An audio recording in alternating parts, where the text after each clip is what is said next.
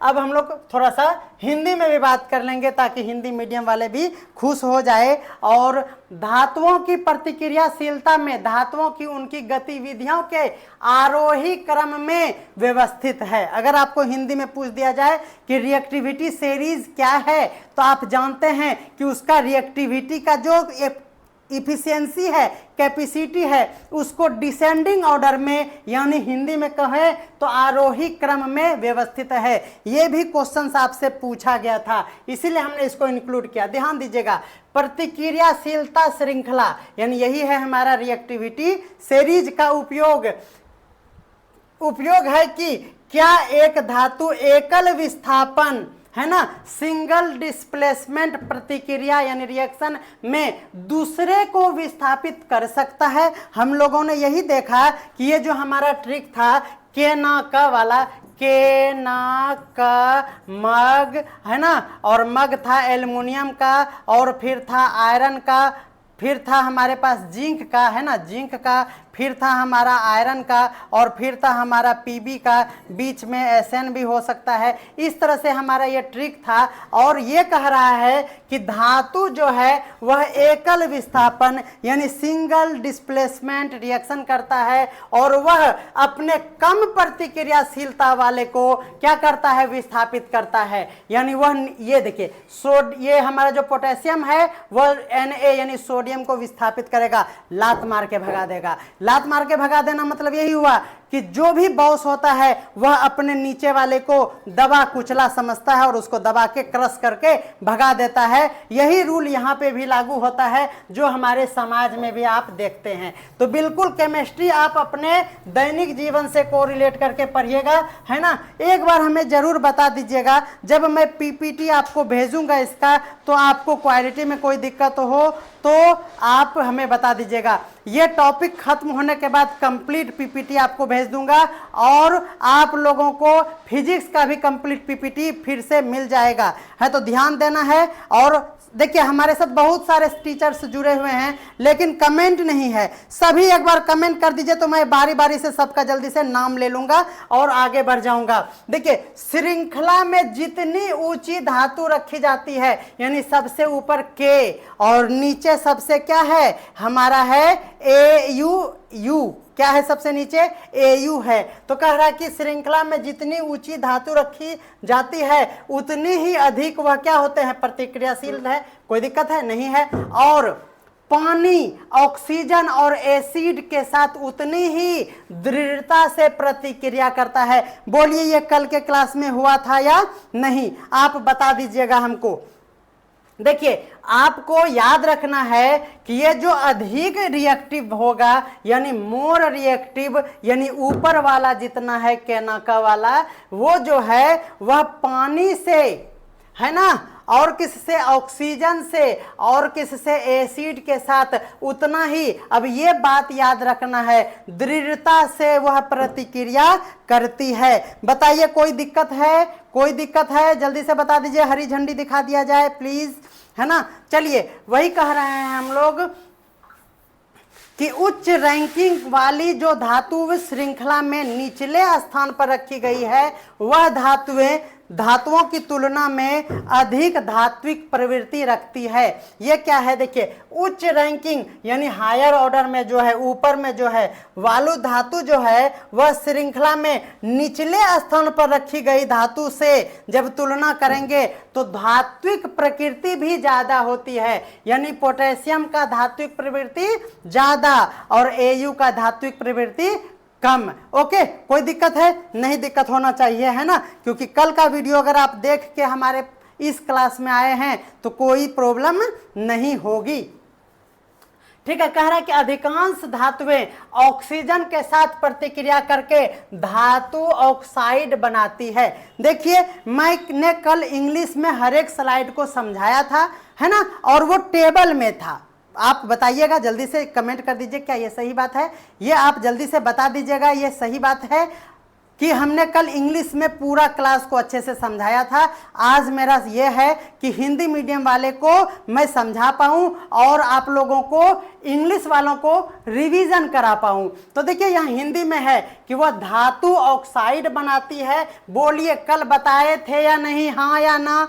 कि देखिए यहाँ कह रहा है कि अपनी उच्च प्रतिक्रियाशीलता के कारण के ना का, ये लिथियम छोड़ दीजिए, के ना और ये का है, ठंडे पानी, बोलिए ये है ना कोल्ड वाटर, से प्रतिक्रिया करके ठंडे पानी से नहाना चाहिए वाला कल ट्रिक था, है ना सर? इंग्लिश मीडियम में पीपीटी शेयर सेंड कीजिए। बिल्कुल पीपीटी आपको इंग्लिश मीडियम में भी मिल जाएगा, इसमें इंग्लिश और हिंदी दोनों का कॉम्बिनेशन है, आपको मिल जाएगा, है ना? ठंडे पानी का ट्रिक कल था, ठंडे ठंडे पानी में नहाना चाहिए, है ना? तो वो हाइड्रो ऑक्साइड बनाता है और उसके साथ H2 गैस यानी हाइड्रोजन गैस इवॉल्व होता है। देखिए मैग्नीज यही हुआ मग, है ना? और Fe मतलब लोहा, Al मतलब एल्युमिनियम, ये जो है कल बता दिए थे। तो मैग्नीशियम, लोहा, एल्युमिनियम जैसे तत्व वाष्प के साथ यानी स्टीम के साथ प्रतिक्रिया करके, याद कराए थे कल, याद कीजिएगा, ये बनाता है हाइड्रो ऑक्साइड। लेकिन जब स्टीम भाप की बात हो तो हाइड्रो मतलब पानी उड़ जाता है और सिर्फ ऑक्साइड बनाता है। ये बातें काफी महत्वपूर्ण है, आप इसको याद रखिएगा। ओके ठीक है, ऑक्साइड सिर्फ बनाता है जब भाप बात किया जाए हिंदी मीडियम में, और इंग्लिश मीडियम में स्टीम लिखा जाए। तो आपको याद रखना है स्टीम मतलब गर्म कर देंगे पानी को, गर्म करने के लिए मग लेंगे, मग लोहा का भी चलेगा और एल्युमिनियम का भी चलेगा। तो आपको याद रखना है मग लेंगे गर्म करने के लिए स्टीम को, है ना? और गर्म करने के लिए हम लोग आयरन मग जो है Mg जो है वह Fe का या एल्युमिनियम का चलेगा, और वह भाप जब निकलेगा तो हाइड्रो तो उड़ जाएगा ना, हाइड्रो उड़ जाएगा तो सिर्फ ऑक्साइड बचेगा, और यह हाइड्रोजन गैस तो हमेशा इवॉल्व होगा। आपको याद रखना है हाइड्रोजन गैस हमेशा इवॉल्व होगा। इलेक्ट्रोलाइसिस का उपयोग उन धातुओं को, ध्यान दीजिएगा, इलेक्ट्रोलाइसिस का उपयोग उन धातुओं को निकालने के लिए किया जाता है जिन्हें प्रतिक्रियाशीलता श्रृंखला यानी हमारा रिएक्टिविटी सीरीज में उच्च स्थान पर रखा गया है। बोलिए कल बताए थे कि नहीं टेबल में? अब मैं टेबल तो दिखाऊंगा नहीं, है ना, उधर है, आप देखेंगे, देखे होंगे कल के वीडियो में। ये इलेक्ट्रोलाइसिस विधि है ना, उच्च श्रृंखला वाले यानी ऊपर में जो है यानी के ना का वाला ऊपर वाला पोर्शन में क्या है रहता है, और उसके लिए इलेक्ट्रोलाइसिस का उपयोग करते हैं। नेक्स्ट देखिए, प्रतिक्रिया श्रृंखला यानी रिएक्टिविटी सीरीज का विशेषता यानी silent feature of reactivity series. ध्यान दीजिएगा, ये एक फीचर है हमारे रिएक्टिविटी सीरीज में जो आपको पूछा जाता है, तो याद रख लीजिएगा। प्रतिक्रियाशीलता श्रृंखला के शीर्ष में सबसे अधिक प्रतिक्रियाशील यानी मोर रिएक्टिव। तो बोलिए ये हिंदी मीडियम वालों के लिए है या मोर रिएक्टिव था, कल पढ़ा दिए थे। जो प्रकृति में मुक्त अवस्था में उपलब्ध नहीं है, अगर किन्हीं को दिक्कत था तो अभी ये खत्म हो गया होगा, ये फ्री स्टेट में नहीं रह सकता है ना। जिस तरह से गोल्ड, एजी, एयू ये सब जो है ना, ये फ्री स्टेट में कान में झुमके और पैरों में पायल, ये फ्री स्टेट में है। लेकिन सोडियम नहीं रख सकते हैं, है ना, पोटेशियम नहीं रख सकते हैं, है ना। तो ये सब क्या है, फ्री अवस्था में यानी मुक्त अवस्था में नहीं रहता है। श्रृंखला के निचले भाग में जो सबसे कम प्रतिक्रियाशील जो तत्व होते हैं वह मुक्त अवस्था में होते हैं। याद हो गया होगा, ये मुक्त अवस्था में होते हैं। जैसे जैसे हम टेबल में यानी वही ये केना का वाला सीरीज में ऊपर से नीचे की ओर बढ़ते हैं, धातु का उपचायक शक्ति, ध्यान दीजिएगा, अपचायक शक्ति जो है यानी रिड्यूसिंग पावर जो है वह कम होता है। आप याद रखिएगा, जैसे जैसे नीचे जाएंगे रिएक्टिविटी सीरीज में उसका रिएक्शन का ताकत कम होते जाएगा, यानी अपचायक। हिंदी वाले सर ध्यान दीजिएगा, ये है कि अपचायक वर्ड याद रखिएगा। अब देखिए ये रिडक्शन होता है। English is easy but Hindi is बहुत ही कंफ्यूजी, है ना। तो याद रखते हैं, यह हमारा अपचायक होगा। रट्टा मार लीजिए, अपचायक अपचायक। जल्दी से मैं ट्रिक सोच रहा हूं। अपचायक होगा यानी नीचे जैसे ही जाएंगे अपचायक होगा और वो कम होगा। याद रखिएगा, इंग्लिश याद रखिए, है ना, आप फंसिएगा नहीं। प्रतिक्रिया श्रृंखला में ऊपर स्थित धातु अपने नीचे वाले यानी अधिक प्रतिक्रियाशील वाले धातु जो है को उसके यौगिक से विस्थापित कर देता है, यानी कम प्रतिक्रियाशील। ये क्या कहना चाह रहा है हिंदी में वो समझिए कि ऊपर वाला जो है वह कम प्रतिक्रियाशीलता वाले को विस्थापित कर देता है। कैसे, आप इसको समझिए, ये एग्जाम में पूछा गया था, इससे क्वेश्चन देखिएगा। कह रहा है कि जैसे मान लीजिए कि जिंक है ना, जिंक जो है वह कॉपर सल्फेट के घोल से तांबे को विस्थापित करता है। अब देखिए हिंदी थोड़ा सा टेंशन दे रहा है। जिंक हमारे पास Zn है ना, और कॉपर जो है वह है हमारा Cu। अब आपको ट्रिक याद हो गया होगा, जिंक था और बाद में आके बोला क्यों क्यों क्यों कर रही है तुम।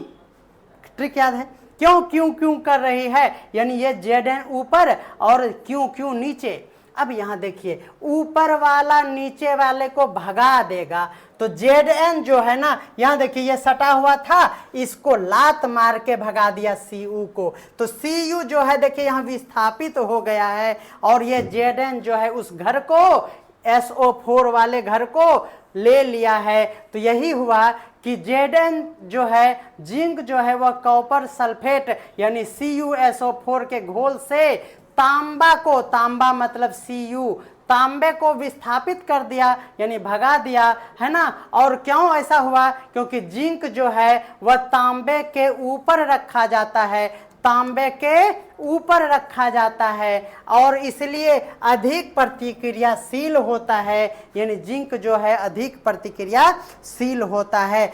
अगर ये आपको याद नहीं है कहना का, तो आप केमिस्ट्री पढ़ा ही नहीं सकते हैं, या पढ़ा तो देंगे आप क्योंकि आप विद्वान हैं, पढ़ा दीजिएगा, लेकिन गधों को समझ में नहीं आएगा।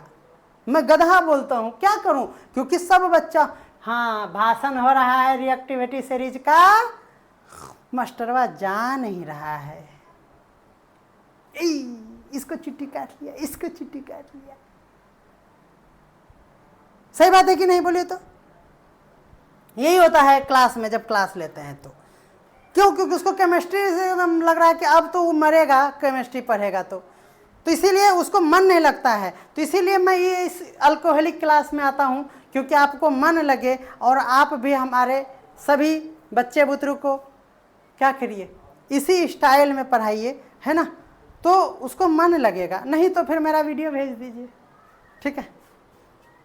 तो चलिए, ये आप रिएक्शन समझ गए। जैसे जैसे हम श्रेणी में नीचे जाते हैं, धातुओं की विद्युत धनात्मकता, वाह क्या बात है, कोई भी चीज घटेगा तो विद्युत धनात्मकता भी क्या हो जाती है, कम हो जाती है। धनात्मकता याद रखिएगा, क्या, धनात्मकता कम हो जाती है। इसलिए सोडियम जो है लिथियम की तुलना में अधिक विद्युत धनात्मक होते हैं। अब याद रखिएगा, ये लिथियम भी आ रहा है तो आपको ये याद रखना है, ये स्टार लगा लीजिए कि लिथियम जो है सोडियम से नीचे है। आप याद रखिएगा, हमारे पीपीटी में दिया हुआ है ना। चलिए, धनात्मक होता है लेकिन पोटेशियम की तुलना में वह कम होता है, यानी आपको ये याद रख लेना है के और ना के बीच में। अगर एनसीईआरटी बुक के अलावा किसी को आप पढ़ेंगे तो बीच में आपको लिथियम आपको मिल जाएगा, है ना, बीच में आपको लिथियम मिल जाएगा। तो याद रख लीजिए, के ना के बीच में एल यानी लिथियम आपका Li है, याद रखना है। तो ये बातें आप याद रख लीजिए, क्योंकि देखिए यहाँ लाइन दिया हुआ है, ये प्रीवियस पेपर का लाइन कॉपी किया हुआ है। चलिए, लेकिन पोटेशियम की तुलना में वो क्या है, कम रिएक्टिव है, पोटासियम से कम और सोडियम से अधिक। तो समझ में आ रहा है ना, यहाँ पे है हमारा लिथियम का पोजीशन। नेक्स्ट देखते हैं हमारे पास ये है कि देखिए कह रहा है कि इलेक्ट्रोपॉजिटिविटी के अलावा, यानी इलेक्ट्रोपॉजिटिविटी आप समझ सकते हैं, के अलावा श्रृंखला में नीचे जाने पर धातु का इलेक्ट्रॉन दान क्षमता, यानी इलेक्ट्रॉन को जो लूज करने का कैपेसिटी होता है वह भी क्या हो जाती है, कम हो जाती है। देखिए नीचे जाने पर हर चीज क्या होगा, कम हो जाएगा। पॉजिटिविटी के अलावा सभी कुछ क्या होगा, कम हो जाएगा। ये बातें नहीं होगा, याद रख लीजिए। धातु को उसके अयस्कों, बहुत बहुत इंपॉर्टेंट है, आप यहाँ पे फिर से एक स्टार नहीं, आप 5 स्टार लगाइए, है ना। कह रहा है कि धातुओं को उसके अयस्कों और अन्य यौगिकों से अलग करने के लिए, काफी इंपॉर्टेंट है, थोड़ा सा ध्यान से समझ लीजिएगा। एक बार कमेंट कर दीजिए ना प्लीज, है ना, अच्छा कमेंट कीजिए ना, बराए थोड़ा कीजिए, मेरा थोड़ा सा बराए कीजिए। पढ़ा रहे हैं या नहीं, आज कल का जोश, आज भी जोश दिख रहा है या नहीं, थोड़ा सा बता दीजिए, कमेंट कीजिए ना। हो हाय बाप, की करिए, कोई कमेंट नहीं कर रहा है।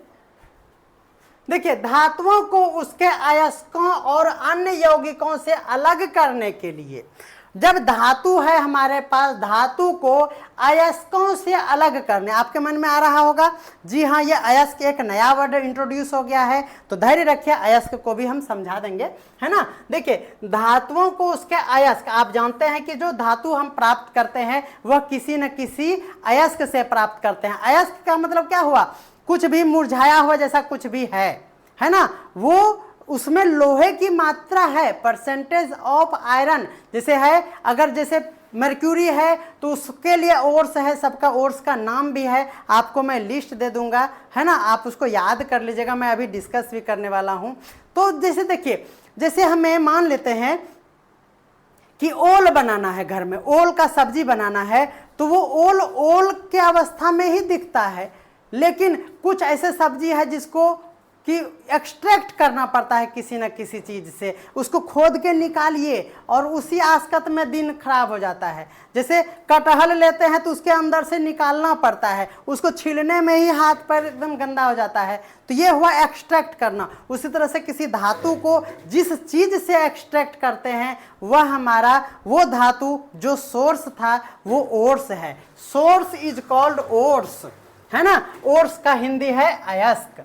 तो याद हो गया, धातुओं को उसके अयस्कों और अन्य यौगिकों से अलग करने के लिए भी श्रृंखला के शीर्ष पर धातुओं की बड़ी मात्रा में ऊर्जा का खपत होता है। यानी ये याद रखना है कि रिएक्टिविटी सीरीज में जो ऊपर में है ना, ऊपर वाले को एक्सट्रैक्ट करना है, यानी आपको अगर एक्सट्रैक्ट करना है क्या पोटेशियम, एक्सट्रैक्ट करना है सोडियम, एक्सट्रैक्ट करना है क्या Cu, है ना, इस तरह से किसी को भी Fe को एक्सट्रैक्ट करना है तो ऊपर वाले को एक्सट्रैक्ट करने के लिए अधिक ऊर्जा की आवश्यकता होगी, आप जानते हैं, क्योंकि वह हाईली रिएक्टिव है। धातु पर यह हो गया हमारा, अन्य यौगिकों को अलग करने के लिए श्रृंखला के शीर्ष पर धातुओं की बड़ी मात्रा में ऊर्जा खर्च होती है। नेक्स्ट है हमारा हाइड्रोजन के ऊपर स्थित धातुएं। आपको हमने बताया था कि H जो है यहाँ पे बाउंड्री लाइन आ जाता है और उधर हमारा रिएक्टिविटी सीरीज होता है, और ये नीचे यहाँ पे नीचे जस्ट Cu रहता है और इसके ऊपर में जस्ट Pb रहता है। ये हमने कल की वीडियो में पढ़ाया था आप लोगों को, है ना। हाइड्रोजन के ऊपर स्थित धातुएं हाइड्रोजन की तुलना में अधिक प्रतिक्रियाशील होती है, सही बात है, ऊपर जो है सब अधिक होते चला जाएगा और उसमें H2 गैस जो है वो इवॉल्व होता है। तो आप बताइए कि कल हमने बताया था कि नहीं कि H2 गैस जो है इस तरह से एरो वाला रिएक्शन होगा, ठीक है, इवॉल्व होती है। गैस मुक्त करने के लिए इसमें पानी या एसिड से हाइड्रोजन को विस्थापित करने की क्षमता होती है। ये H2 गैस निकालेंगे और इसके लिए पानी हो या एसिड से ही हम लोग हाइड्रोजन गैस को विस्थापित करने की क्षमता होती है, यानी इसी चलते यह हाइड्रोजन गैस निकलता है। बोले कोई दिक्कत है तो जल्दी से आप हमें कमेंट कर दीजिए। नेक्स्ट देखते हैं, कह रहा है कि लाल रंग की जो धातुएं होती है, ध्यान दीजिएगा, जो भी लाल रंग की धातुएं होती है। अब आप कहेंगे कि सर कौन कौन सी धातुएं लाल रंग की होती है, तो देखिए एक वीडियो आएगा जिसमें सभी का स्टेट, यानी हर रिएक्शन में हर एलिमेंट का, हर कंपाउंड का कलर, उसका solid state, liquid state, gaseous state और उसके साथ जो भी उसका नेचर होगा उस पे हम लोग बात करेंगे एक कंप्लीट क्लास में, इसीलिए आज इस पे डिस्कस नहीं करेंगे। लाल रंग की धातु जो होती है, याद कर लीजिए, लाल रंग, ये लाल रंग अब मुझे छोड़ेगा। वाह क्या बात है, गाना बहुत बढ़िया लगा, क्या बात है। तो चलिए, लाल रंग जो है यह ठंडे पानी के साथ प्रतिक्रिया करता है। लाल हो गए अगर आप गुस्से से तो आपको ठंडा पानी पिलाएंगे और आप ठंडा हो जाएंगे। चलिए देखिए, उसी तरह से है, नारंगी रंग की धातु को ठंडे पानी के साथ प्रतिक्रिया नहीं कर सकती है, यानी जब आप नारंगी खाएंगे तो नारंगी खाने के बाद आप अगर ठंडा पानी पी लेंगे तो आप तो गयो ठाकुर गियो। इसीलिए आप नारंगी रंग के बाद आप ठंडे पानी से प्रतिक्रिया नहीं कराइएगा। बोले कोई दिक्कत है? तो नारंगी रंग जो है वह ठंडे पानी के साथ प्रतिक्रिया नहीं करेगा। ये रंग किसका है? तो रंग है हमारे धातु का। कौन सा धातु कैसा रंग का है, इस पे बातें करेंगे। आप धैर्य और संयम से राज सर के क्लास को एंजॉय कीजिए। राज सर आपके टेक्निकल टीम का हिस्सा है। किसी भी प्रकार का टेक्निकल फॉल्ट है तो आप ग्रुप में दिए हुए मैसेज पर कांटेक्ट, यानी नंबर पर कांटेक्ट कर लीजिएगा। हमारे राठौर सर को ज़्यादा परेशान नहीं कीजिएगा, है ना, क्योंकि बहुत कॉल्स उन्हीं पे आ रहा है, इसीलिए आप मैसेज करके पूछ लीजिए। कॉल करने से प्लीज़ बचिएगा, हाँ, मैसेज कर लिया कीजिएगा प्लीज़। अब चलिए, ये हो गया, लेकिन ये ठंडे पानी से तो नारंगी रंग नहीं करेगा। कोई दिक्कत है?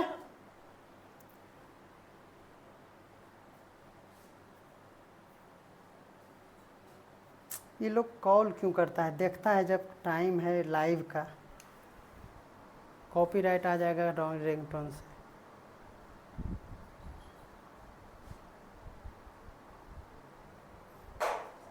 तो चलिए अब हम लोग देखते हैं कि देखिए, अभी जस्ट हमने ट्रिक बताया कि नारंगी जो है वो नारंगी रंग, दैट मीन्स नारंगी खाकर आप जो है ठंडा पानी नहीं पीजिएगा, यानी नारंगी में वाटर है और आप अगर पानी पी लीजिएगा तो आपको सर्दी हो सकती है ना, इसीलिए आप याद नहीं। लेकिन अगर आपको मन है कि नारंगी खा के प्यास लग गया तो आप एसिड पी लीजिए, कोई दिक्कत है? आप बुरा नहीं मानिएगा, लेकिन आप एसिड पी सकते हैं। क्यों? क्योंकि एसिड पीने से नारंगी गया, वो नारंगी रहेगा ही नहीं, तो आप एसिड पी सकते हैं। तो ये ट्रिक रहा हमारा, है ना, दिल पे एकदम नहीं लीजिएगा, दिमाग में लीजिए, है ना, कि नारंगी रंग ठंडे पानी नहीं पिएंगे और अगर पीने का मन करेगा तो एसिड पिएंगे। वाह वाह वाह वाह, ताली ठोके तो जल्दी से, लाल लाल वाला, पिंक वाला ताली ठोके तो।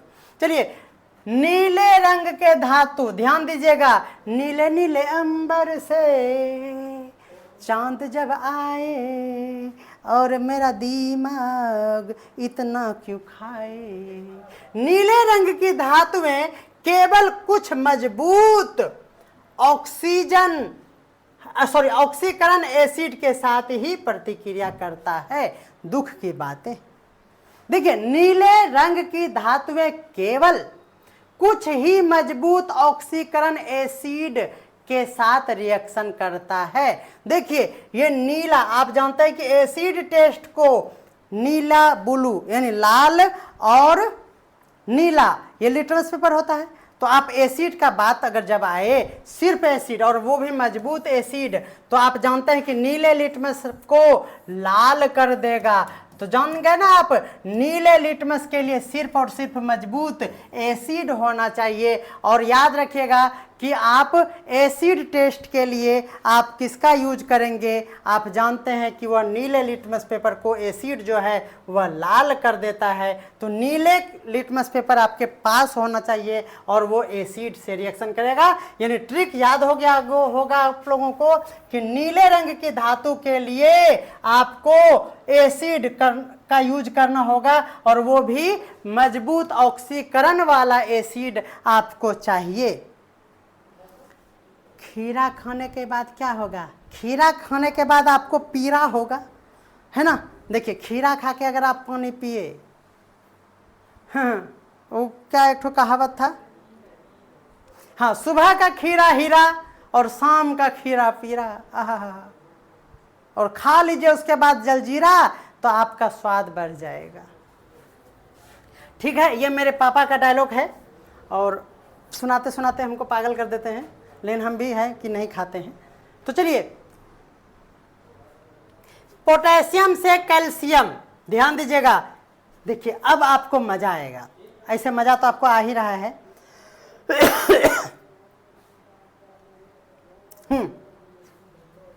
पोटेशियम से कैल्शियम तक की धातुएं, अब देखिए पोटेशियम से कैल्शियम तक की धातु, पोटेशियम मतलब के और कैल्शियम मतलब क्या, Cu, है ना, क, है ना, तो के ना क। अब यहां देखिए के ना, देखिए पोटेशियम से लेकर कैल्शियम तक, है ना, ये क्या हुआ, के ना क। ये क्या है हमारा, तक की धातुएं ठंडे पानी के साथ रिएक्शन करके अपने आप में क्या देता है, हाइड्रो ऑक्साइड बनाता है। ठंडा पानी है, गर्म पानी ऑक्साइड, गर्म पानी ऑक्साइड, और ठंडे ठंडे पानी हाइड्रो ऑक्साइड और हाइड्रोजन गैस। ये रिपीट हो गया ना, चलिए आगे बढ़ जाते हैं। पोटेशियम जो है वो ठंडे पानी के साथ प्रतिक्रिया करके पोटेशियम हाइड्रो ऑक्साइड देगा क्या, ये मैं पूछ रहा हूं, ठंडे पानी हाइड्रोक्साइड, और हाइड्रोजन गैस इवॉल्व करेगा। देखिए रिएक्शन भी है के, अब देखिए पोटेशियम जो है एस, यही पढ़ाएंगे अगले टॉपिक में, वो सॉलिड होता है, वाटर यानी H2O जो है वो लिक्विड होता है और वो बनाता है KOH, क्या बनाता है, KOH, के मतलब पोटेशियम, OH किसका है, हाइड्रो का है, तो OH मतलब हाइड्रो ऑक्साइड बनाता है। और वो कैसा होता है, स्टेट भी आपसे एग्जामिनेशन में पूछा जाता है, एक्वस होता है, क्या होता है, एक्वस होता है, और H2 गैस इवॉल्व होता है। ओके, तुकबंदी बढ़िया मारते हैं, कमाल हो गया, कमाल हो गया, वाह।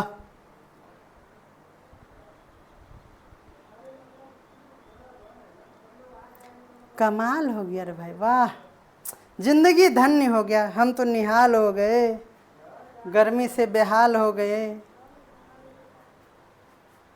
चलिए, कह रहा है कि कैल्शियम, कैल्शियम समझ रहे हैं, कैल्शियम ये भी ठंडे पानी के साथ आसानी से प्रतिक्रिया करेगा और ठंडा पानी हाइड्रोक्साइड। बोलिए ये सब रिएक्शन आपका दम फुला देता है, सॉरी आपका नहीं, देखिए हमारे लफ्ज पे ना बच्चों को पढ़ाने का आदत है, तो इसीलिए अगर कोई शब्द ऊंचा निकल जाए ना तो इस मुंह को मोड़िएगा वैसे, लेकिन काहे मारिएगा, बच्चा समझ के माफ कर दीजिएगा, ठीक है। तो चलिए नेक्स्ट देखते हैं, जब मैग्नीशियम सल्फ्यूरिक एसिड के साथ प्रतिक्रिया करता है, मैग्नीशियम जो है यानी मग जो है वह एसिड के साथ प्रतिक्रिया करेगा तो क्या होगा, आप सोचिए, मैग्नीशियम सल्फेट बनाएगा, क्या करेगा, मैग्नीशियम सल्फेट बनाएगा। क्यों सल्फेट बनाएगा पता है, क्योंकि सल्फ्यूरिक एसिड H2SO4 है, ये देखिए ये है हमारा सल्फेट, तो यह क्या बनाएगा, मैग्नीशियम, और इसमें SO4 है तो मैग्नीशियम सल्फेट बनाएगा। और जैसे ही एसिड से रिएक्ट करेगा तो हाइड्रोजन गैस तो उत्पादन होगा ही, और यह समीकरण आप जानते हैं Mg + H2SO4। ये देखिए Mg जो है वो SO4 के साथ जाके सट गया है ना यहाँ पे, और इससे ब्रेकअप हो गया इसका H2 का, और ये हमारा हो गया H2। बोले कोई दिक्कत, H2 आथू थू। चलिए नेक्स्ट, कह रहा है कि कॉपर सल्फेट घोल, ध्यान दीजिएगा ये सब चीज ना एकदम पसीना छुटाता है। कॉपर सल्फेट का घोल ले लीजिए, घोल मतलब सॉल्यूशन, घोल ले लीजिए किसका, कॉपर सल्फेट का, और उसको लोहे से प्रतिक्रिया करा दीजिए। देखिए ये है हमारा कॉपर सल्फेट और ये है हमारा लोहा, दोनों को बिहा करा दीजिए। ये क्या होगा समझ में आ रहा है, ये जैसे ही आएगा तो ये CuSO4 का घर फोड़ देगा, समझ रहे हैं ना। जैसे ही बहू आई तो सबसे पहले दो भाई को अलग करवाएगा, है ना। मेरे साथ ऐसा नहीं होगा कभी भी, हम लक्ष्मण भाई हैं। आप मेरा रील्स देख सकते हैं। देखिए रूपा मैम आपसे रिक्वेस्ट है कि आप थोड़ा सा कमेंट कीजिएगा, तो इस चैनल पे Diksha star kids kids kids kids comment नहीं कीजिएगा ना तो कल से आपका नाम नहीं लेंगे हम। और अगर आप सब कमेंट कर देंगे तो हम तो धन्य हो जाएंगे, निहाल हो जाएंगे, और हम मज़ा आ जाएगा हमको। तो ठीक है, आप ये याद रखिएगा प्लीज़, प्रमोशन कर रहे हैं हम अपने छोटका चैनल का। चलिए, कह रहा है कि कॉपर सल्फेट घोल के साथ लोहे की प्रतिक्रिया। देखिए कोई नहीं किए थे हम, और एक दिन किए थे। अब मैं बोलूँगा नहीं, हम बोलेगा तो बोलिएगा कि बोलता है इसलिए हम कुछ नहीं बोलेंगा। चलिए नेक्स्ट देखते हैं। तो यही कह रहे थे कि कॉपर सल्फेट का घोल बेचारा था, और जैसे ही कि इसके आंगन में बहू आई आयरन का रड लेके, तो क्या हुआ, इसको सबसे पहले तोड़ दिया और आयरन जाके इसमें चिपक गया। देखिए यहाँ चिपक गया, और ये बुढ़िया जो है वह अकेले ही खाना बना रही है, आप देख रहे हैं ना। और यही हमारे भी घर में होता है, हमारे नहीं, मेरे नहीं, हमारे यानी हम लोगों के घर में अक्सर होता है, करती है। और यह तांबे को क्या करता है, विस्थापित करता है। अच्छा ये देखिए रिएक्टिविटी सीरीज से इसका क्या संबंध है, इसको देखिए। आप जानते हैं कि Cu जो है वो नीचे होगा, है ना, H के नीचे Cu होगा, और इसमें देखिए ऊपर वाला है Fe जो है वो यहाँ होता है कहीं पे। तो ये ऊपर वाला जो है ना, इस बुढ़िया नीचे वाली को मार के भगा देगी। देखिए यहाँ पे है ना, Fe जैसे ही आ गया, इसको छोटका गरीब आदमी को लात मार के अकेला उधर कर दिया। तो यही है हमारा रिएक्टिविटी सीरीज, अगर आपको याद है तो यही होगा आपके साथ कि आपको केमिस्ट्री लगेगा बहुत ही आसान। कॉपर सल्फेट का घोल, देखिए फिर वही बात है, कॉपर सल्फेट का घोल जब जिंक से प्रतिक्रिया करेगा, ध्यान दीजिएगा, यहाँ कॉपर सल्फेट का घोल जब लोहे से प्रतिक्रिया किया, वही नहीं, जब कॉपर सल्फेट का घोल जिंक की प्रतिक्रिया में, जिंक तांबे की तुलना में अधिक प्रतिक्रियाशील होते हैं, इसलिए वह अपने घोल से तांबे को क्या करेगा, किक मार देगा, किक, है ना। कैसे मारेगा, देखिए मार के बताते हैं। देखिए ये है हमारा Cu जानते हैं कि हस्बैंड आया था और वो क्यों क्यों कर रही थी, है ना, तो याद हो गया होगा आपको। कॉपर सल्फेट के घोल के साथ जब जिंक की प्रतिक्रिया होती है तो जिंक जो है ना वह तांबे को, किसको, जिंक जानते हैं कि H के ऊपर में कहीं है Zn, वह नीचे वाले को लात मार के भगाएगा, SO4 इसके साथ सट जाएगा, और ये बेचारी बुढ़िया यहाँ अकेले खाना बनाएगी। ठीक है, अब हमारे पास आप देख रहे हैं कि यही स्लाइड आपको दिखाए थे। देखिए यहाँ पे है हमारे पास बहुत सारा एलिमेंट, यहाँ देखिए Na के बीच में लिथियम है, लिथियम ही नहीं, यहाँ पे हमारा बेरियम भी है, स्ट्रोंशियम भी है, फिर है हमारे पास Ca। तो देखिए K ना, और यहाँ पे है K, उसके बीच में हमारे पास क्या है, 3 एलिमेंट है, लीबासर, क्या है, लीबासर। देखिए हमारे बहुत सारे प्रिंसिपल टीचर बनने वाले हैं, टीचर प्रिंसिपल बनने वाले हैं, उसमें से एक सर का नाम है लीबासर। क्या है नाम, लीबासर, क्या है, बोलिए एक बार, लीबासर। तो केना का वाला का ट्रिक में आप याद रखिएगा कि के नहीं बोलते हैं हम लोग, के था रे, तो बोलते हैं कि लीबासर थे, के था स्कूल में, के था, तो के बाद आपको याद रखना है लीबासर। के ना का, ना के बाद है ना, चलिए ना के बाद है लीबासर, ना के बाद लीबासर, याद रखिए, ना, Na के बाद है लीबासर, और लीबासर के बाद आपको याद रखना है कैल्शियम। यानी आपको जो हमने बताया कि के ना का, है ना, के ना का, ये जो बताए, इसके बीच में ना के बीच में है हमारा लिबासर, ना के बीच में है हमारा लिबासर। बोलिए एक बार, ना के बीच में है लिबासर। ठीक है, आगे बढ़ जाऊं। देखिए यहां पे देखा जाए अगर कोई है तो देखिए mg मग था और मग था एल्युमिनियम का, मग एल्युमिनियम का था, उसके बीच में बी है ना, बी मतलब क्या, मक्खी। हाँ तो ये देखिए ये जो मग था ना, आखिर बच्चा एल्युमिनियम का मग को क्यों फोड़ा था? आप सोच के देखिए कि एल्युमिनियम का मग बच्चा आखिर काहे फोड़ दिया था। तो देखिए आप जानते हैं मग जो था वो एल्युमिनियम का था, क्योंकि उसमें उसने क्या देख लिया था, बी, क्या देख लिया था, बी देख लिया था। तो बी मतलब बेरिलियम, क्या है, बी मतलब बेरिलियम। आपको ये याद हो गया होगा कि बच्चा जब केना का मग फूटा तो केना का और क के बाद मग फूटा, मग जो था वो एल्युमिनियम का था और ये फोड़ने का कारण आज ईडी ने पता लगा लिया कि यह इसमें क्या था, बी, बी मतलब मधुमक्खी। क्या सही बात है, बी मतलब मधुमक्खी। देखिए भाई इंग्लिश मेरा कमजोर है, हम इंग्लिश टीचर तो है नहीं, इसीलिए बी मतलब मक्खी होता है कि मक्खी का बच्चा हमको नहीं पता। चलिए देखिए ये टी जो है ना, ये नहीं पूछतेगा है ना, जो हम बोल दिए वही बीपीएससी में आएगा। मैग्नीज, जिंक है ना, आप जानते हैं आयरन। अब यहां देखिए ये वाला इंपॉर्टेंट है, Zn और Fe। हमने बताया था आपको एनसीईआरटी के सीरीज में कि Zn और क्या होता है, Fe होता है। क्या होता है, Zn और Fe होता है, और उसके बीच में ये जिंक और आयरन के बीच में आपका क्रोमियम होता है। जिंक मतलब आयरन, तो याद रखिए करो आयरन, किस क्या करना है, करो आयरन। स्त्री जिसको कहते हैं मतलब कपड़े में आयरन करते हैं, तो हम कहते हैं करो बाबू आयरन। क्या करते हैं, करो आयरन। करो मतलब क्रोमियम, तो आपको याद रखना है Cr, Cr से करो और क्या करना है, उसके बाद आयरन करना है। आयरन करो नहीं, सीधा नहीं बोलने का, टेढ़ा बोलने का, बिकॉज केमिस्ट्री बहुत टेढ़ा है। टेढ़ा सिंह, एक दिन कमेंट में आया था टेढ़ा सिंह। चलिए आगे है हमारे पास कैडमियम, जरूरी नहीं है, कोबाल्ट उतना जरूरी नहीं है। देखिए CaCO नी, CaCO नी, CaCO नी, Ca नहीं है ये Cd है ना, CdCO है ना, CdCO नी। ये सब उतना इम्पोर्टेंट नहीं है, आप समझते ही हैं है ना, आप हमसे कई गुना ज़्यादा समझदार हैं। तो चलिए आगे बढ़ जाएं। एंटीमनी नहीं पूछेगा, बिस्मथ के जानता है, कॉपर जानते ही हैं, आ गया था।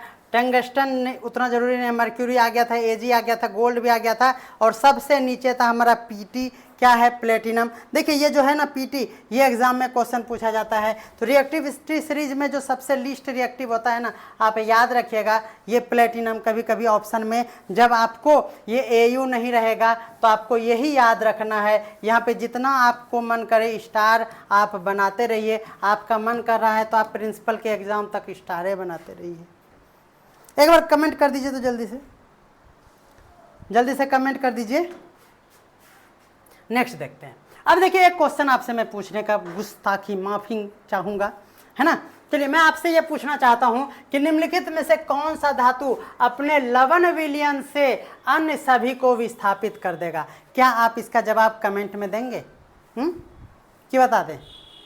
कमेंट में दीजिएगा तो मजा आता, लेकिन नहीं भी तो कोई बात नहीं। देखिए यहाँ पे है हमारे पास, कह रहा है कि कौन सी धातु लवण उवन जो भी है उससे हमको क्या मतलब है, अन्य सभी को विस्थापित करेगा, यानी कौन सा धातु अन्य सभी को मार के भगाएगा। इसका मतलब हुआ के ना क, जो सबसे ऊपर में हो वही आपका आंसर होगा।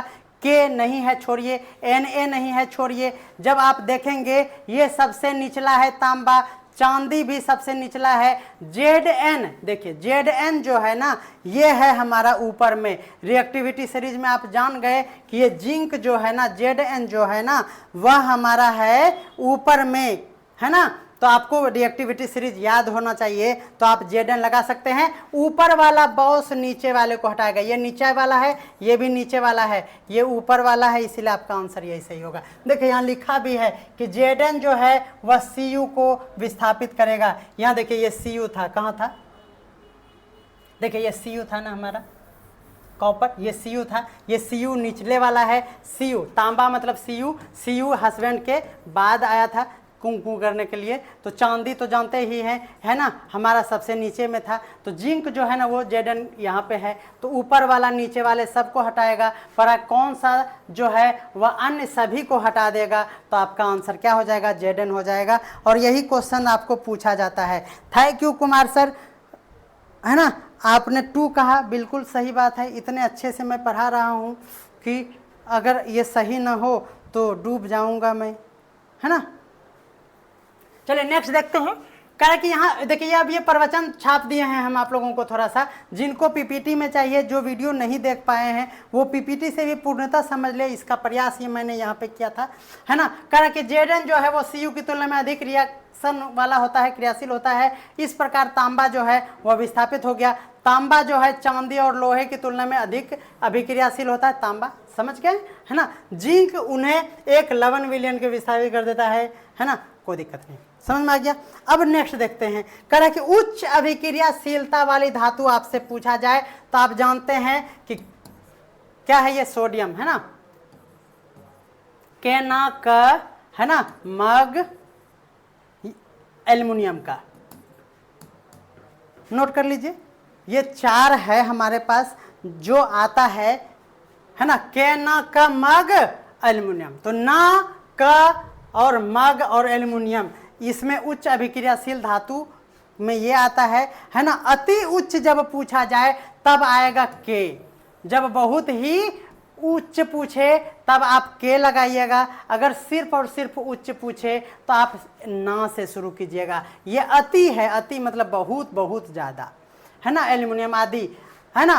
देखिए आदि को उसके अयस्कों से, यहाँ पे ये था कि उसके अयस्कों से विद्युत अपघटनी अपचयन द्वारा यानी रिड्यूसिंग द्वारा निष्कर्षित किया जाता है। जो मध्यम अभिक्रियाशील वाला धातु होता है जैसे आयरन, जिंक, लेड, हमने बताया Fe, है ना, Zn और Pb, है ना, ये जो होगा वह कार्बोनेट या सल्फाइड को, नोट कर लीजिए, ये कार्बोनेट या सल्फाइड अयस्कों के रूप में पाए जाते हैं। ये देखिए ये बहुत बहुत इंपॉर्टेंट है ये बातें। देखिए आयरन जो है, जिंक जो है और लेड, 3 ठो रट्टा मारिए, रटने की क्या आवश्यकता है, ये रिएक्टिविटी सीरीज का है। वह कार्बोनेट या सल्फाइड अयस्कों के रूप में पाए जाते हैं। नोट किया जाए, यह सल्फाइड अयस्कों के रूप में पाए जाते हैं। रट्टा मारिए प्लीज प्लीज प्लीज, आप रट्टा मारिए, इसको रूप में पाए जाते हैं। यह या तो निस्तापन या भर्जन विधि द्वारा अलग किए जाते हैं। नोट कर लिया जाए, आयरन, जिंक और लेड में क्या होते हैं, कार्बोनेट या सल्फाइड अयस्क के रूप में पाए जाते हैं। और उसके लिए याद रख लीजिए निस्तापन या भर्जन हमने पढ़ा दिया है, आप लोग पूरा वीडियो देखिए हमारे प्लेलिस्ट में जाकर, है ना। आपको प्लेलिस्ट का लिंक भी भेज दिया जाएगा, है ना, आप ग्रुप में ज्वाइन कर लीजिए, ठीक है।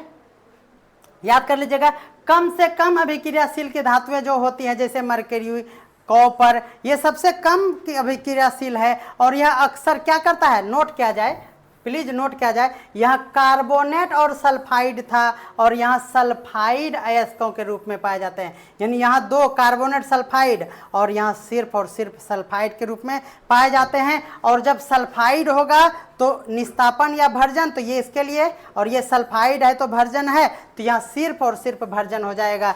यहाँ 2 था, यहाँ सिर्फ सल्फाइड, तो सल्फाइड के लिए भर्जन आप नोट कीजिएगा। अभी क्वेश्चन पूछेंगे आपसे, सल्फाइड याद रखिएगा, सल्फाइड के लिए भर्जन, सल्फाइड के लिए भर्जन, सल्फाइड के लिए भर्जन।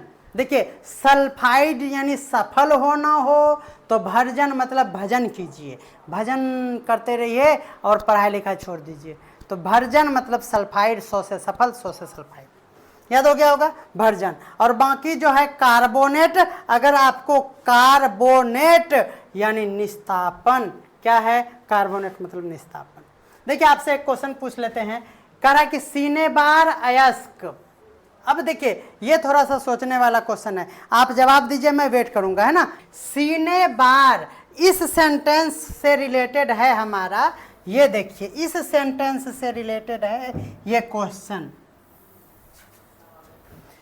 इस सेंटेंस से संबंधित है हमारा ये क्वेश्चन, और इसका जवाब यहाँ पे है ना, और यहाँ पे है, यहाँ पे है। आप हमें कमेंट करिएगा। ये देखिए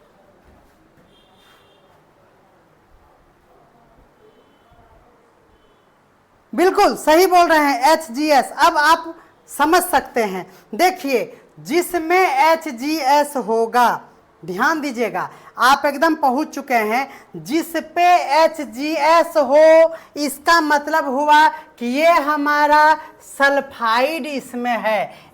HGS है इसका मतलब ये है हमारा सल्फाइड। क्या है हमारा, सल्फाइड है, ठीक है। और सल्फाइड सिर्फ जिसमें होता है उसके लिए भजन गाते हैं, सफल होने के लिए भजन गाते हैं। इसका मतलब सफल होने के लिए आप भजन गाइए। देखिए आगे बढ़ते हैं। अब देखिए ये खनिज वर्ड आया था हमारे साथ, खनिज वर्ड, इसको समझते हैं। खनिज क्या है, एक समान रासायनिक संरचना वाले खनिज, समझते हैं ना, ये है हमारा मिनरल्स, और ये है हमारा ओर्स। इंग्लिश वाले सर हमारे देख लीजिए, ये ओर्स हुआ, है ना, और ये हमारा मिनरल्स हुआ, आप जानते ही हैं।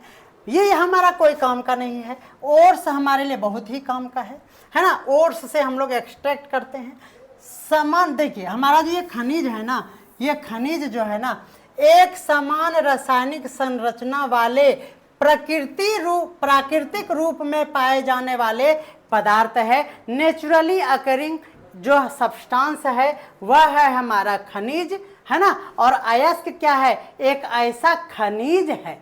तो अयस्क क्या है, ये भी एक खनिज है, लेकिन इससे धातु को लाभदायक तरीके से निकाला जाता है। यानी हम लोग अयस्क से क्या करते हैं, धातु को प्राप्त करते हैं। यानी अयस्क से हम लोग, ये खनिज है जिससे हम लोग धातु को एक्सट्रैक्ट करते हैं। ये देखिए यही था हमारा सीने बार, ये मरकरी का अयस्क है।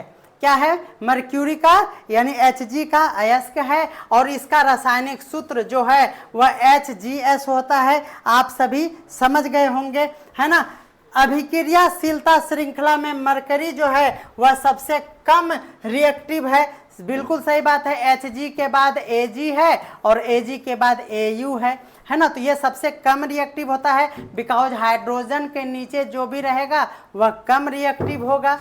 कोई दिक्कत है। और देखिए यहाँ पे मरकरी सबसे कम रिएक्शन वाला है ना, और एक है, देखिए यहाँ लिखा है इसमें से एक है, क्योंकि बहुत सारा है H से नीचे और सभी लेस रिएक्टिव है, तो उसमें से एक ठो है हमारा क्या, मर्क्यूरी, है ना। इसके सल्फाइड अयस्क को मरकरी धातु निष्कासित करता है भर्जन से। देखिए ये बता दिए हैं आप लोगों को। और भर्जन क्या है, जब सल्फाइड अयस्क को ऑक्साइड में परिवर्तन करने के लिए अतिरिक्त वायु, नोट कर लिया जाए प्लीज, भर्जन का डेफिनेशन भी आपसे एग्जामिनेशन में डेफिनेशन दे के ऑप्शन पूछ लेगा, ये वाला ऑप्शन में रहेगा।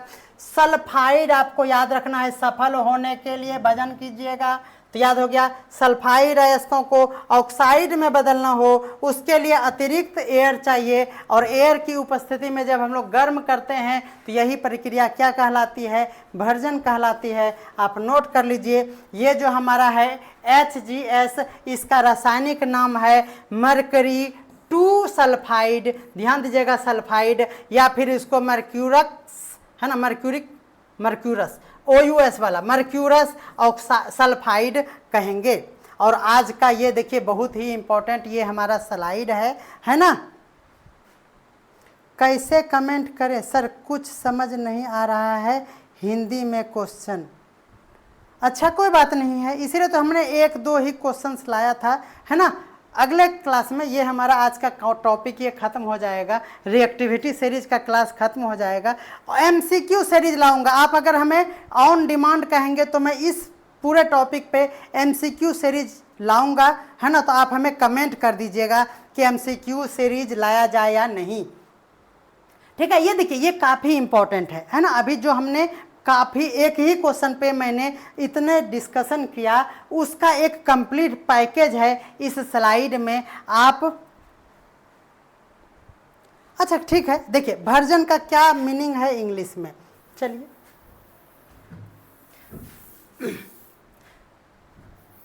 देखिए सर, जब हम लोग इतना सल्फाइड ओर्स है हमारे पास और उसको ऑक्साइड में चेंज करना है सर, जब हमारे पास सल्फाइड ओर्स हो और उससे हमको ऑक्साइड बनाना है, कोई भी ऑक्साइड बनाना हो, है ना, तो हम लोग उसको एक्स्ट्रा एयर के प्रेजेंस में हीट करेंगे। क्या करेंगे? एक्स्ट्रा एयर के प्रेजेंस में उसको हीट करेंगे। और हीट करने का ये जो प्रोसेस है ना, यही है भर्जन। और भर्जन करने के बाद ये जो हमारा HGS है ना सर, इससे ये S चला जाता है और हमें मरकरी प्राप्त हो जाता है। यानी यही हुआ भर्जन की प्रक्रिया से मरकरी प्राप्त करना, और यही है हमारा एक्सट्रैक्शन।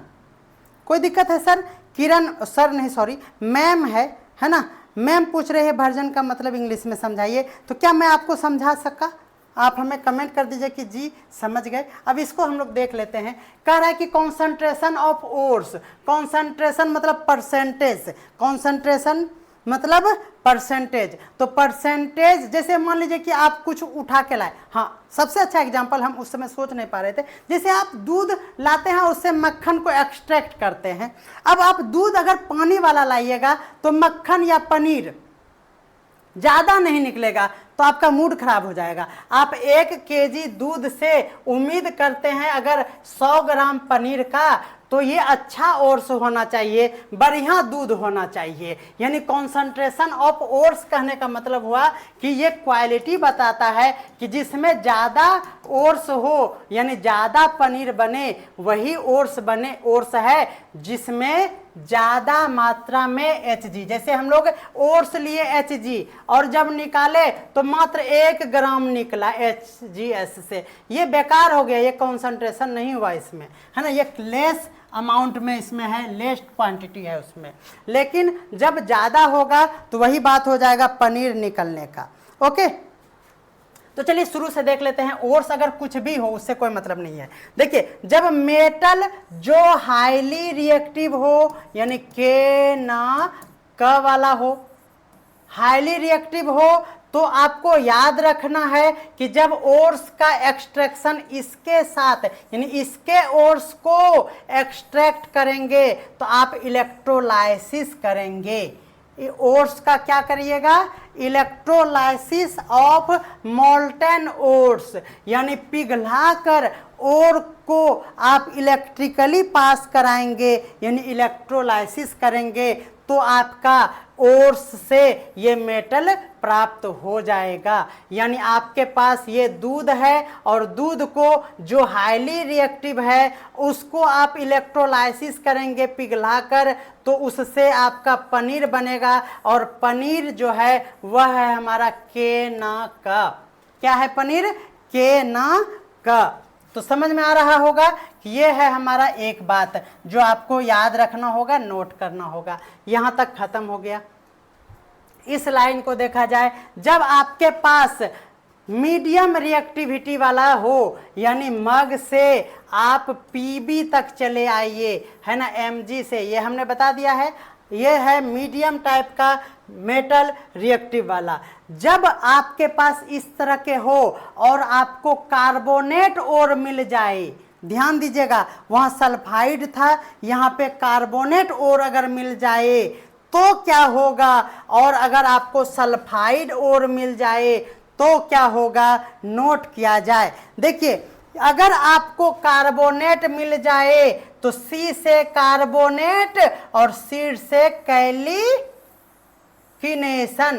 कैल्सिनेशन, है ना, इसको कैल्सिनेशन पढ़ेंगे, है ना, या कैल्किनेशन तो नहीं पढ़ेंगे, कैल्सिनेशन पढ़ेंगे। यानी C वाले C से कार्बोनेट, और कार्बोनेट और के लिए हम क्या यूज करेंगे, कैल्सिनेशन, कैल्सिनेशन है ना, यानी निस्तापन, इसका हिंदी निस्तापन। सल्फाइड सफल होने के लिए भजन करेंगे, भजन मतलब भर्जन, और भर्जन का इंग्लिश है रोस्टिंग। क्या है, रोस्टिंग है, ध्यान दीजिएगा, रोस्टिंग है। अब ये रोस्टिंग करेंगे जब सफल होने के लिए भजन करेंगे, और कार्बोनेट के लिए यही बात है, देखिए यही बात है, कार्बोनेट के लिए निस्तापन। हिंदी देखिए, आप चिंता मेरे रहते नहीं कीजिए, है ना, क्योंकि आप समझ रहे हैं ना, मैं बहुत ही दिल से पढ़ाता हूं आपको, दिमाग तो मेरे पास है ही नहीं, है ना, मैं दिल से ही काम चला लेता हूं। दिल संभल जा जरा, फिर तुम एक बार पढ़ने चला है तू।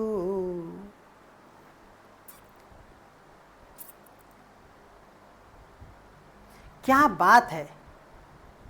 MCQ सीरीज लाइए, but it should be in English language. क्या कह दिए आप, ठीक है, बायलिंगुअल ला देंगे, हाँ दोनों बायलिंगुअल ला देंगे। कमाल हो गया, MCQ लाइए सर। बिल्कुल सर, ये टॉपिक मेरा खत्म हो गया है, अब कोई भी टॉपिक शुरू करने से पहले मैं MCQ ही चलाऊंगा, और इसी तरह से पूरा जितना पढ़ाए हैं सब पे। अब यहाँ बात कर लें, चलिए ये हो गया हमारा, यही हो गया, ये क्या है हमारा, इसका हिंदी बात किया जाए तो यही है हमारा निस्तापन। क्या है हमारा निस्तापन, और ये कार्बोनेट अभी जस्ट पढ़ा दिए। सफल होने के लिए रोस्टिंग कीजिए, रोस्ट का हिंदी भजन कीजिए, भर्जन कीजिए।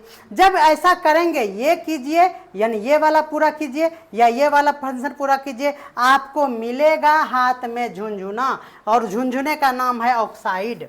देखिए गोल झुनझुना होता है ना, ये क्या है, ऑक्साइड है। झुनझुना रे झुनझुना, झुन झुन झुन झुन झुनझुना, ये है झुनझुना। कोई दिक्कत, बहुत बढ़िया।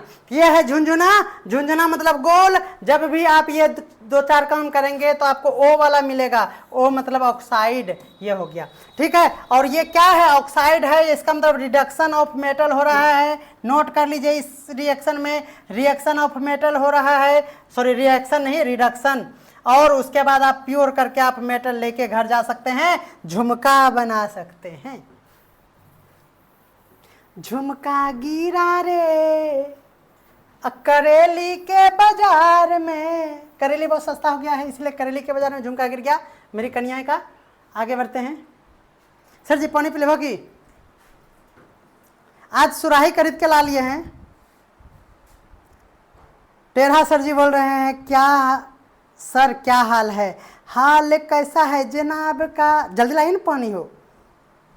गुड ट्रिक सर, सही बात है। सरवन सिंह देखे पानी पी के नहीं न लाए, छोड़िए ना, अब क्लास हो जाएगा। आप लोग इसी तरह बेवफाई मेरे साथ कीजिए। अब चलिए, हमारे पास मेटल है, देखिए ये हाईली रिएक्टिव था, ये मीडियम में था। अब लो रिएक्टिव जो है वो हाइड्रोजन से नीचे होता है। हाइड्रोजन से नीचे इसका मतलब क्यों है ना, फिर कहे Hg, फिर कहे Hg नहीं, हाँ सॉरी भुला गए, Hg, फिर कहेंगे Ag, और फिर कहे आई लव यू, है ना, Au। आपको कल ट्रिक बताए थे।